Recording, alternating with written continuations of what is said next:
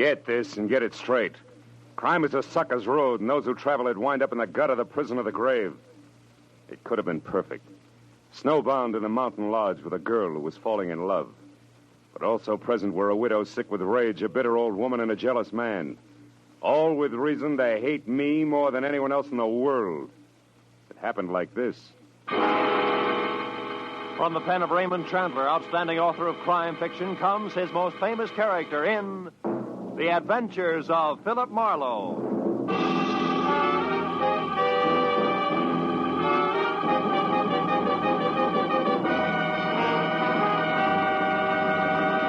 Now, with Gerald Moore, starred as Philip Marlowe, we bring you tonight's exciting story, The Grim Echo.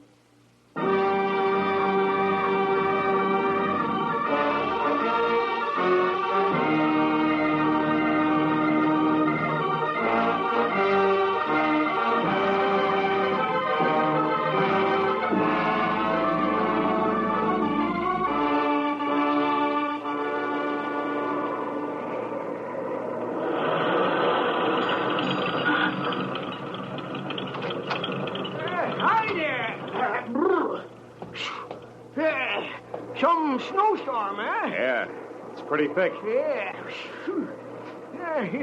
You're lucky you caught me, son. Yeah? I was just closing up. What do you have? Better fill it with a regular, huh? Okay.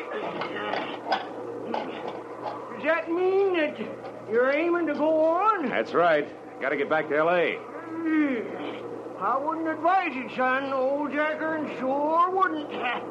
Liable to hit 10 below, they say. Yeah? Where you been, skiing? Yeah, a week of it up at Angel's Roost. How's the road ahead? Well, you got 40 miles or nothing but mountains to the next town, you know. You're bound to get drifted over any time. Hey, why don't you blow that thing? Huh? Hey, what's the tariff? Oh, call it $3 even. You know, I've been running this Mobile gas station here for 20 years, and I know these storms are nasty. Oh, thanks. Yeah, I'll be all right. That's what you all say. Out on the road, you could freeze to death. Real easy. And this plaid shirt I'm wearing, you're ripping me, Pop. Listen, that shirt won't even start to keep you warm on a deserted highway in this blizzard. Take it from old Jacker and Son, I know. Yeah, well, thanks anyway. So long, old Jacker.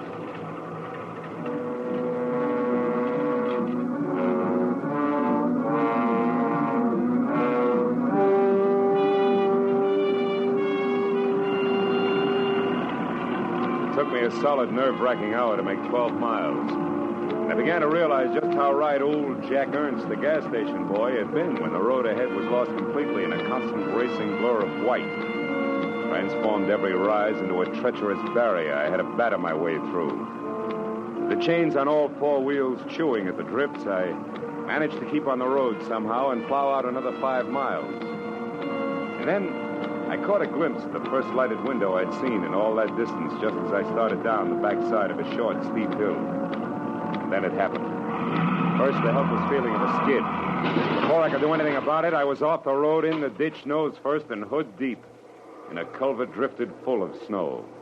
I forced the door open and floundered back up to the road. I knew there was no chance of getting the car out without help, and lots of it.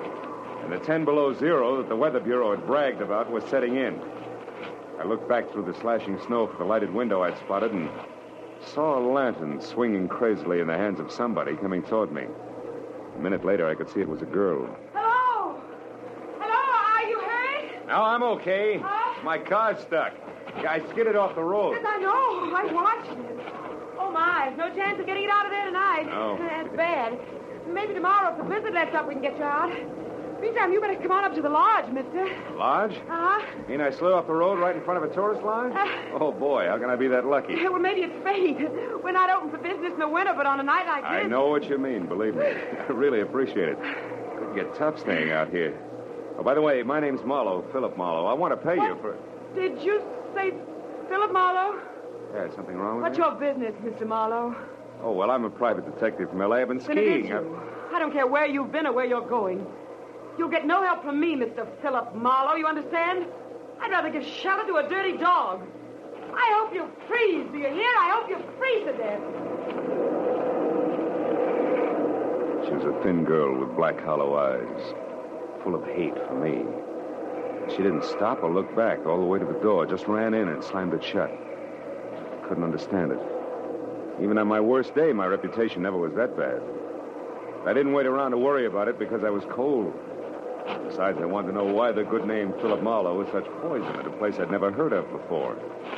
I waded up to the heavy rustic door and looked in through a tiny window. All I could see was one corner of what had to be a big room. It was log, leather, and Navajo rugs, dominated by an enormous fireplace that filled every nook with a warm, dancing glow.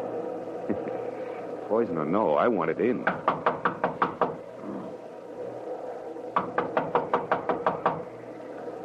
Coming, just a minute. Oh, hello. Oh. You picked a bad night to travel. Sure did. Oh, well, won't you come in? Oh, sure. I'm Donna. How are you? This is Echo Lodge. We're not open now, but, well, of course, you can't go on in the storm. No, I can't. Besides, my car's in the ditch. Well, you'll be spending the night then. I'd love to, but there seems to be two schools of thought on that subject. Well, what do you mean? Well, I don't know why, but, I don't think I'm very welcome. Why do you say that? Well, I'll tell you why, Donna. Well, Helen. Oh, dear, what's wrong? You've been crying. Do you know who he is? No, we haven't gotten around to the magic of my name yet, Helen, but maybe you'll be good enough to tell me. Our name is Baraki. Does that mean anything to you? Baraki? Oh, Helen, Yes, what is it? Baraki. Virgil Baraki was my husband. Virgil Baraki was Donna's brother, and Virgil Baraki was the man that you shot down and killed. Do you remember? I remembered all right. 6 months ago, a trail that led up a blind Los Angeles alley to a garage where stolen cars were switched. I remembered the pair of vicious blue eyes glaring at me over the sights of a blazing .45. I remembered shooting back fast. When it was over, I was alive and he was dying.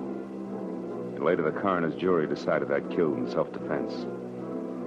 The savagery here in the eyes of the woman who had been Virgil Baraki's wife said that decision meant nothing. Yes. Is this true? Are you the one who... Yeah, it's true. I shot a man named Virgil Baraki. I had to or be killed by him. There was no choice. You liar. You killed him in cold blood. Now get out of here. You've done enough to us. Get out. Helen, stop it. Oh, Mama, Baraki, listen, Mama. This is the man who killed Virgil. I know. I've been listening and I heard everything. Go find Ralph for me, Helen. Then you'd better go out to your workshop for a while. Did you hear me? I said this is the man. I said go call Ralph now, at once. Tell him to open the cabin. Then go back to your carving. Can't turn a man out in this weather, not any man. You stay, Mr. Marlowe. Thank you, Mrs. Baraki. Donna, go get some hot food. All right, Mom. So, you're Philip Marlowe, the private detective. You don't look much like I'd imagined you. Do people ever? Perhaps not. Oh, would you mind fixing this fire? It needs another log. Oh, not at all. You, were stopped by the storm, Mr. Marlowe? Yeah. My car skidded into the ditch about 50 yards down the road. I see. Almost at our doorstep, you might say. A rare coincidence, isn't it? Almost too rare, Mrs. Baraki. I'm sorry the circumstances are painful for you. I've grown used to that kind of pain, having lost both a husband and a son. Fate up to now has never been very generous. Do you believe in fate, Mr. Marlowe? I don't know. Oh, some things happen for which there's no explanation, maybe, No explanation? Who knows? Perhaps everything happens according to a prearranged schedule. And for a purpose. Oh, come on. You don't really think I was deliberately shoved off the road at exactly this spot for a reason? Oh, you might admit it's strange, though, that there was a house nearby just when you needed one, and that it was our house. Oh, thank you, Donna. Oh, it's only soup, but it's hot and good, and it's fresh bread. The coffee will be ready in a few minutes. Go ahead, Mr. Marlowe. Sit down. It'll do you good. Thanks. Looks wonderful. In the meanwhile, I'll check up on Ralph. He should have the cabin ready by now. It's small, but you'll be comfortable. There's a fine big oil heater in it. I haven't worked one for years. You won't have any trouble. Tell me, who is this Ralph? Ralph Tolman, young fellow who lives near here. Ralph works for us in the summer. And looks after us in the winter. He's staying over tonight because of the storm. He was my son's best friend. Oh, don't let the soup get cold, Mr. Marlowe. The soup was thick and delicious, and the coffee was rich, black, and steaming. Donna sat across the table and watched me eat. There was no hatred in her eyes. I looked for it closely. It wasn't even animosity. Only confusion and, for some reason, a shadow of fear. But as an hour slipped by and the conversation came easier, the shadow disappeared. Her eyes even began to smile a little. When I'd finished down to the third cup of coffee and started to help her clear the table, the cup slipped. We both grabbed for it, caught one slim inch from breaking, and wound up together on the floor. Our faces close. Why, Phil, we did it. What a team. Table waiters are jugglers. Oh, we could double as both and make a fortune. Oh, Ralph. Yeah, Ralph. What's going on? We almost dropped a cup. Uh-huh. And it sure would have been too bad, wouldn't it, Donna? You only got about 50 like that one. I don't know why it's so important to you, but for what it's worth, I was the one who dropped it. It's not important to me. I guess other things aren't so important to Donna either. Think you can get it out to the kitchen now without any more help, Donna? Ralph, it's high time that you... Mrs. Barucki asked me to tell you the cabin's ready, Marlowe. Thanks. No thanks necessary, mister. It's just part of my job. Guess everybody's job has its lousy side, huh? Even a private detective. Some of them get trigger-happy, I heard.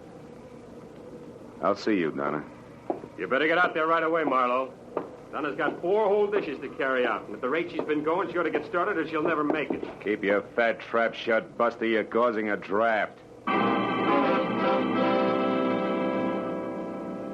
Tolman walked behind me as far as the door and pointed through the snow to a tiny square of light sitting apart from the rest of the buildings that made up Echo Lodge.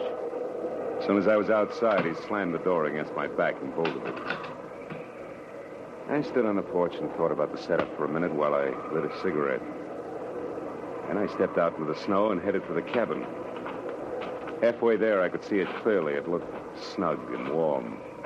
And under the circumstances, I knew it was better for everybody that I was sleeping outside the main lodge. But then I saw a sudden flash and felt the impact before anything else. Right in front of me, the cabin lurched. One entire wall burst out and the roof collapsed. A second later, as I ran toward what was left of it, I could hear the others coming. The cabin is blew up. They hit him on the next floor. Phil, are you all right? Yeah, I'm okay, Donna. What happened, Marlowe? I don't know, Tolman. Must have been the heat, but I can't understand it. Maybe the heater exploded? Yeah, Helen, that's the way it looks. But it was working okay when I left. I guess it's not going to burn, though. The snow's put it all out. Oh, Phil, just another few seconds and you'd have been in there. You'd have been killed. Yeah, maybe that was fate, too, huh? Maybe. Donna, get away from here. Oh, Helen. I wish you had been in there, Marlowe. You deserve it. Stop it, Helen. He's got no business here. Stop it. Oh, let me alone. But Lord, after what he's done to us, how can you bear even to look at it? Oh, Helen, come back here. Let her go. This was an accident, Donna. An accident, you hear? They happened. Don't say, Mr. Marlowe. Oh, sure. Everybody knows accidents will happen, Mrs. Barucki. Of course, but... Oh, then let's get back into the house before we freeze to death. You can have my room now. I'll sleep with Donna. Come along, all of you.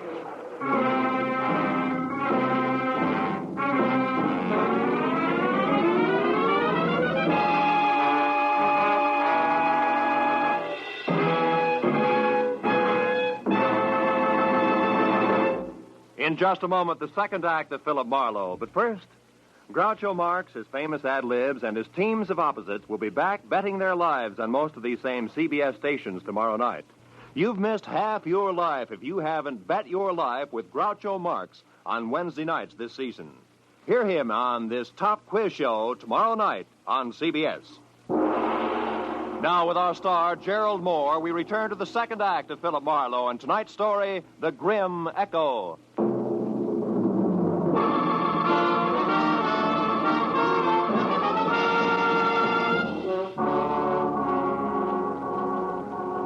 It was a dreary little procession that trudged back toward the lodge again from the shuttered cabin. I said nothing and pushed hard against the storm as far as the front door. When they were all inside, I ducked back into the biting blizzard and ran down to my car in the 38 I kept in the glove compartment there. I figured it would be a warning comfort through the long, cold night ahead. Until I saw that somebody else had figured the same way. The lock on the glove compartment had been sprung and the gun was gone. Now there was no doubt about the explosion. It had been no less accidental than Lucretia Borgia working over an after-dinner drink. As I hurried back to the lodge, I suddenly felt the kind of inside cold you can't ever blame on the weather around you. But a moment later, that same cold began to thaw. Because huddled at the edge of the lodge steps ahead was Donna. Phil, where have you been? What have you been doing? Hey, everything's going to be all right. Oh, Phil, please. Why did you go down to your car? Well, I'll tell you, but you're going to be sorry. Sorry? But you got so upset over nothing. I went to get some cigarettes out of the glove compartment. I was fresh out. That was your only reason? Cigarettes? Sure. Now, come on, huh? You got to worry. Let's do it where we can both be warm. Come on over to the fire. I'm a city boy, you know. This cold isn't doing me any... Hey, Donna. Those tears in your eyes. There. They're from the wind. It always makes me cry. Oh, Phil. Why do things have to be this way? An hour ago when you were eating, everything was so nice, so friendly. And then suddenly Ralph angry, the explosion, Helen screaming and clawing at you, Mama. Yeah, I know what you mean. But look, baby. Listen to me hard, huh? Yes? You see, the things you just spoke of, Ralph, the explosion, Helen, all of it, all the trouble, it belongs to tonight, like the blizzard out there. Oh, it's raging now, sure, but tomorrow, or maybe a little after tomorrow, it'll stop. Everything will look bright and clean to you. Honest, honey, that's the way it'll be. All the way around. Believe me? Oh, Phil, I want to, but... But what? But you're talking about tomorrow. I'm worried about tonight. I'm afraid, Phil. Awfully afraid. I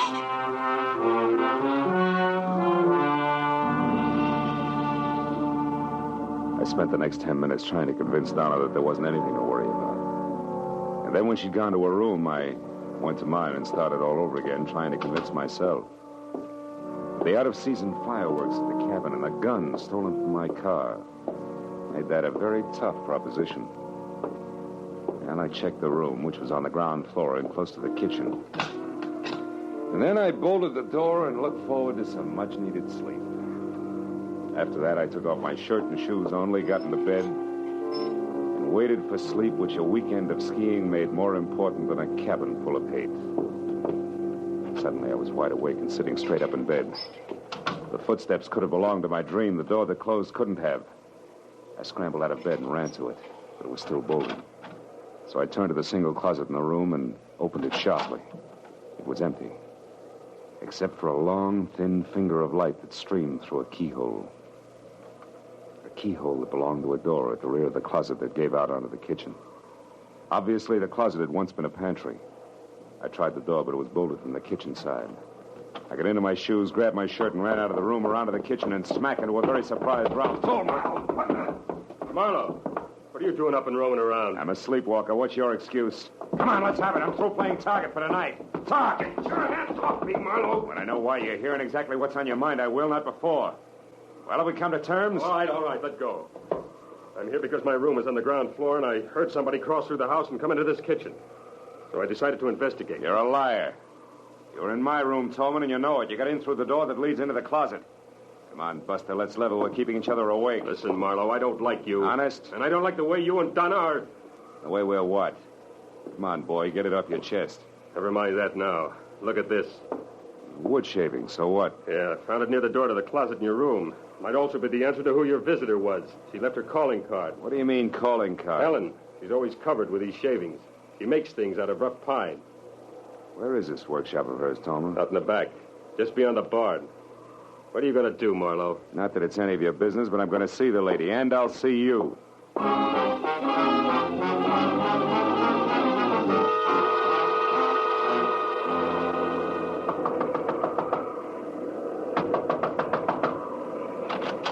What do you want? Conversation, Helen, if you don't mind. Now, wait a minute, it's late. Close and I that don't... door. I will not. Then I will.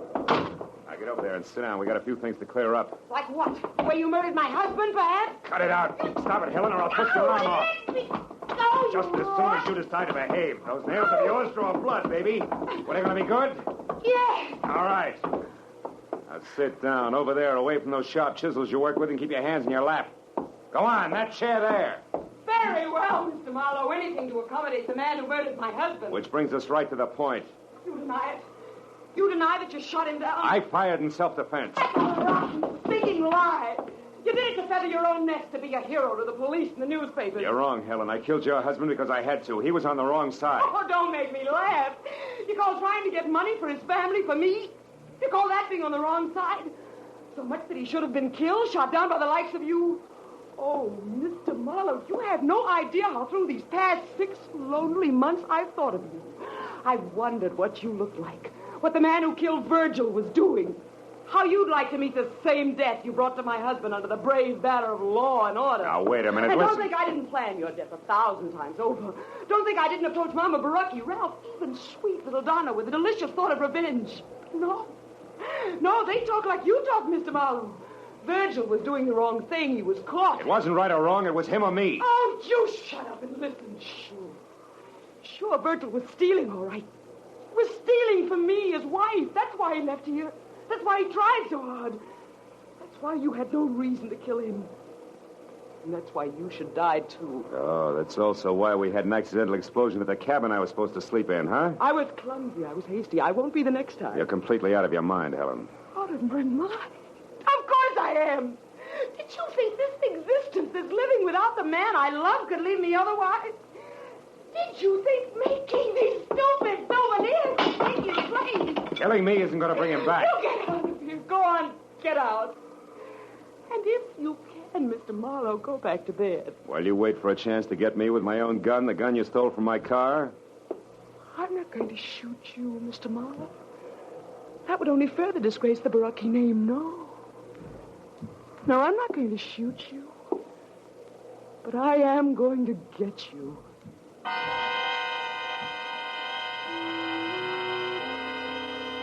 For a long, chilling moment, I stared into the eyes of the half-crazed woman standing in front of me.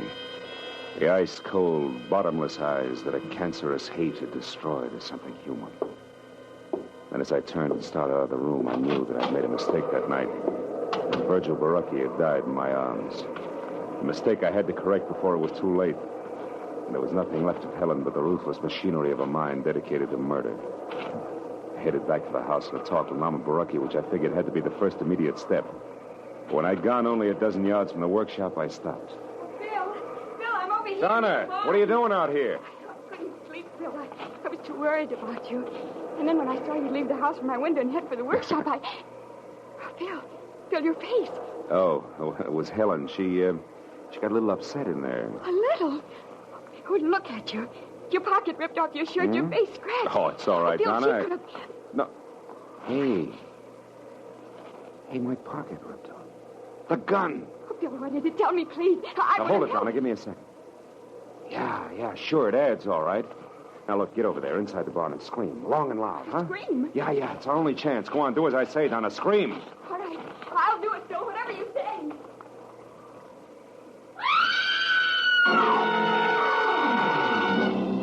The second Donna cut loose, I stepped out of sight behind a tree that was opposite the barn, and I kept my eyes glued to the door of the workshop I just left. I waited for the shattering report of the gun I was afraid I'd hear. But then the door flew open, and Helen was running out toward the barn, and Donna screamed. My .38 clenched in a handkerchief in her right hand. A look of stark bewilderment stamped over her face. Donna, answer me. What's wrong? Donna, what are you doing there by the barn?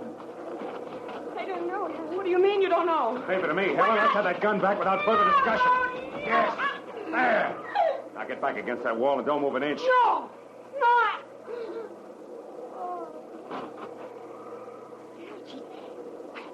Bill, what is all this? Attempted murder, honey. She's all right. Attempted murder? You mean Helen here was going to try and kill someone? Yeah, herself. Or suicide? Uh-huh. Suicide that would be called murder and pinned on me. It's going to be her way of getting even. I know, Bill. I can't believe She it. tried to once, honey, the explosion at the cabin. When that failed and everybody knew how she felt about me. A warped mind hit upon this little plan, and all the pieces would have fit tight, too. What pieces? What do you mean? That one, we argued. Two, she came to my room tonight and ripped the pocket off this plaid shirt so that we'd find it clenched in her hand after she was dead. You see it? Three, she stole my .38, which has my fingerprints on it. And four, she left an obvious clue on the floor of the kitchen, a wood shaving that would bring me out here on the run. So everybody could find me close by when it happened. Oh, yeah, it was tight, all right. Tight as a hangman's noose. And then she was going to shoot herself, Phil, just after you left her. And that's why you made me scream? Yeah. And that's why now, Donna, later tonight, I'm going to tell her something that I intended to break to her gently. Oh. Something I was going to tell Mama Baraki first. Something I hoped would straighten her out. What, Phil? Well, your brother Virgil didn't die the moment he was shot, Donna. He lived long enough to ask one thing of me. What are you trying to say, Phil? That I never let Helen or you people here know about the woman he was in love with in L.A. The woman through whom I tracked him down. Oh, Phil. Yeah. Well, I guess it wouldn't be good for her. If I was around too much? No, honey, not for a while, anyway. Wouldn't be good for any of us, huh? Come on, Donna, let's get her into the house. Yes. Yes, Phil.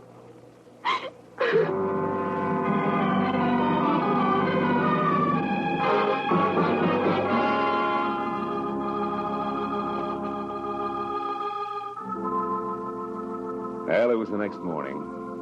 I went into the kitchen for some coffee and found myself all alone. Donna wasn't any place in sight. So I got my things together and walked slowly down to my car, and when I got in, I didn't feel like leaving. Not right away. And I was glad that warming up my motor was the smart thing to do. Gave me time to light a cigarette and think. Look around. Back toward Echo Lodge, where I could see Donna waving goodbye from an upstairs window. Yeah, sure. I'd see her again in a little while. It was a small world, all right, full of echoes. And just think how the web of paths we call coincidence had brought me and those who knew and loved Virgil together. Someday, maybe, Donna and I would be looking for each other. And those paths would make it a lot easier.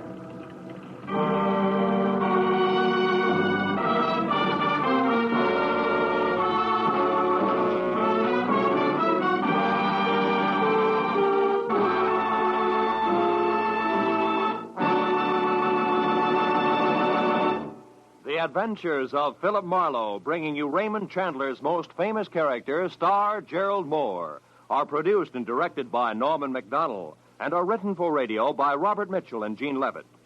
Featured in the cast were Sammy Hill, Betty Lou Gerson, Verna Felton, Frank Gerstle, and Junius Matthews. The special music is composed and conducted by Richard Arant. Be sure and be with us again next week when Philip Marlowe says... This time a peddler of pulp paper love, a blackmailer with muscles, a south of the border chiseler, a simpering prude, and a corpse in a bedroom. All had one thing in common. Each was a woman.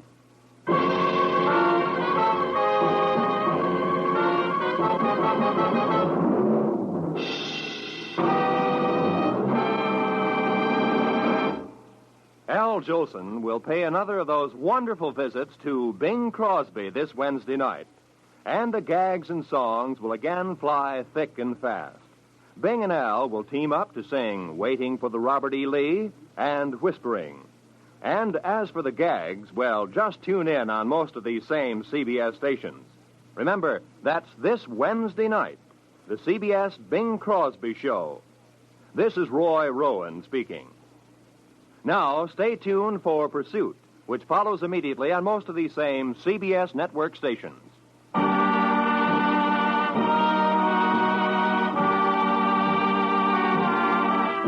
This is CBS, where you bet your life with Groucho Marx every Wednesday, the Columbia Broadcasting System.